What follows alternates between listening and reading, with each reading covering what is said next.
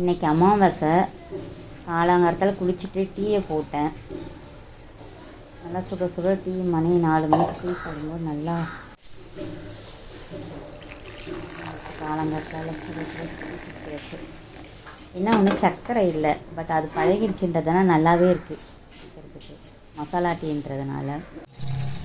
பூனைக்குட்டிங்களுக்கு ஏன்னு கற்றுச்சிங்க, அதுக்காட்டி அதுங்க உடனே அதுங்களுக்கு பாலை கொடுத்துட்டு ரெண்டும் அழகாக லட்டு மாதிரி வந்து பால் குடிச்சிதுங்க. அப்போ மணி 6 இருக்கும், 6 மணிக்கு வந்து அதுங்க குடிச்சதுங்க. அதுக்கு நடுவில் வேலைலாம் பார்த்துட்டு இருந்தோம்.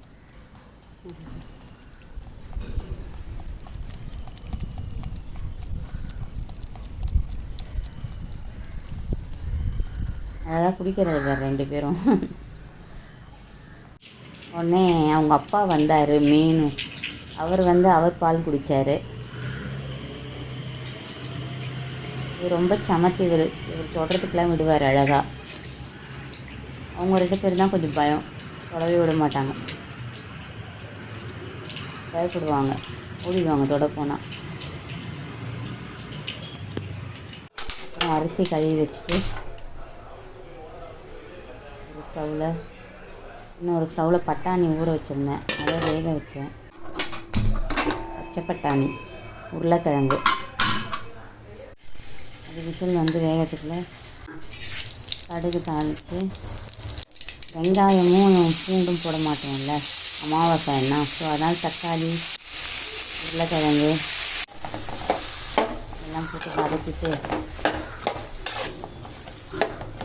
பட்டாணியும் போட்டு குழம்பு மிளகாய் பொடி போட்டு, அதை சாம்பார் பொடி போட்டேன், குழம்பு பொடி போடல, சாம்பார் பொடி போட்டேன்.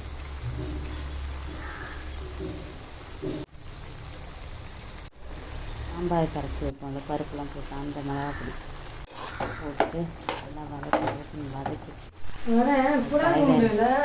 கருவேப்பிலையும் போட்டு பொடியாக கட் பண்ணி போட்டேன்.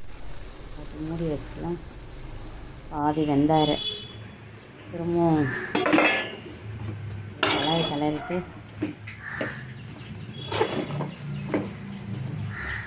நல்லா வாசனையாக இருக்குது, தேங்காய் எண்ணெய் வாசனை.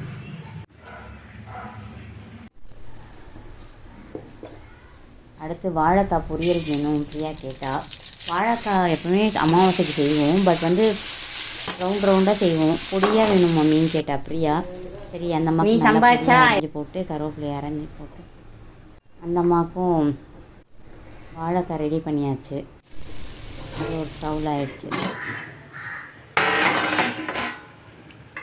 இது இன்னும் அந்த தயிர் சாதமும் உருளைக்கிழங்கு பட்டாணியும் போய் கொடுத்துட்டு வந்துட்டோம். 5-6 பேருக்கு கொடுத்துட்டு வந்துட்டு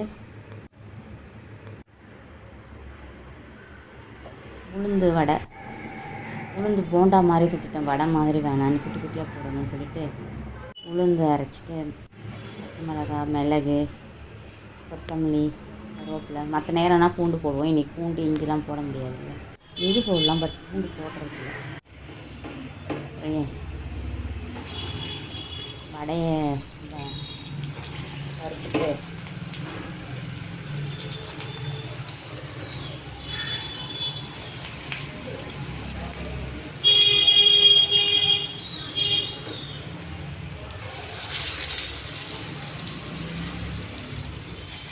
கொஞ்சம் வடை வரைக்கும் போட்டுக்கிட்டேன். அதுக்கப்புறம் சுட வேணாம் சுட்டுக்கலாம் சொல்லிட்டு கொஞ்சம் வடை வரைக்கும் சாமிக்கு வைக்கிறது.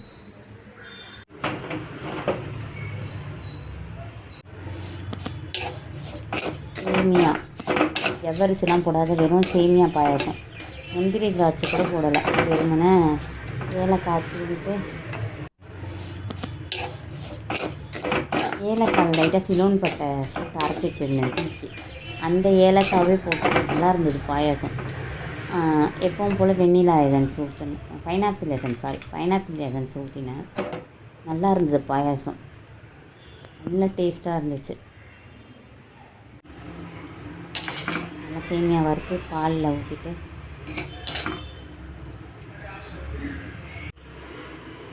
இந்த பொடி சிலோன் பட்டையும் இதுவும் இருந்த மாதிரி அது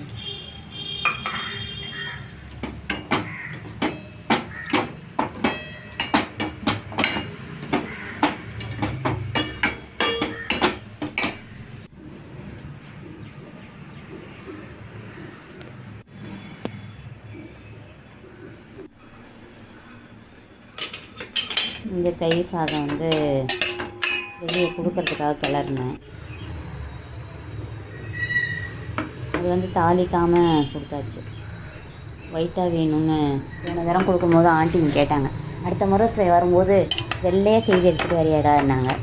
சரி, அந்த காய்கறி விற்றுட்ருப்பாங்க அங்கே. சரி, அவங்களுக்கு தான் கொடுத்தோம். ரொம்ப வயசானவங்க, ரொம்ப டென்னர் டைப். சரி, அவங்களுக்கு கொடுக்க போகும்போது அவங்க அந்த மாதிரி கேட்ட மாதிரியே அவங்களுக்கு உருளைக்கிழங்கு பட்டாணி தயிர் சாதம்லாம் பண்ணி எடுத்துகிட்டு போய் கொடுத்தோம். இது வீட்டுக்கு வந்து கருவேப்பிலை கடுகு போட்டு தாளித்து, பச்சை மிளகா போட்டு தாளித்து பிரியாவுக்கும் எனக்கும்.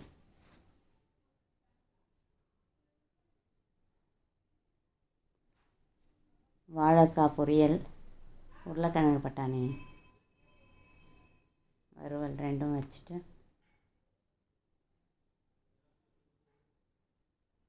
நல்லா இந்த தேங்காய் வாசனை கமன்னு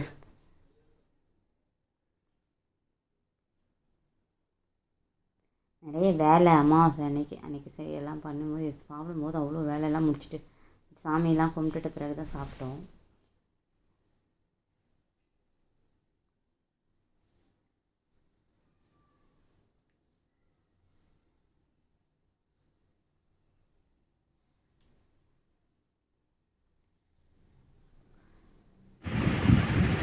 நம்ம வீட்டிலே உரம் ஊற்றுறதுனால தயிர் நல்லாயிருக்கும். தயிரில் தண்ணிலாம் விட மாட்டேன்.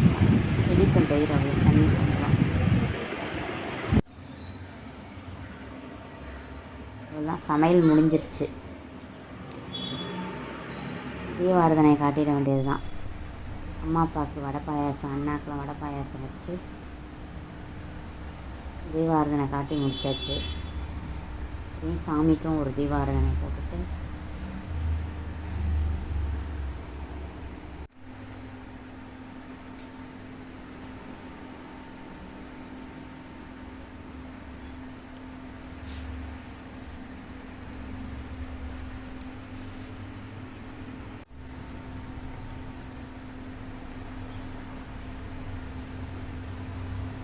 காக்காக்கு வடை பாயாசம் வச்சேன். அவர் சாப்பிட்டுட்டு பறந்துட்டார். அவ்வளோதான், அமாவாசை நல்லபடியாக முடிஞ்சு.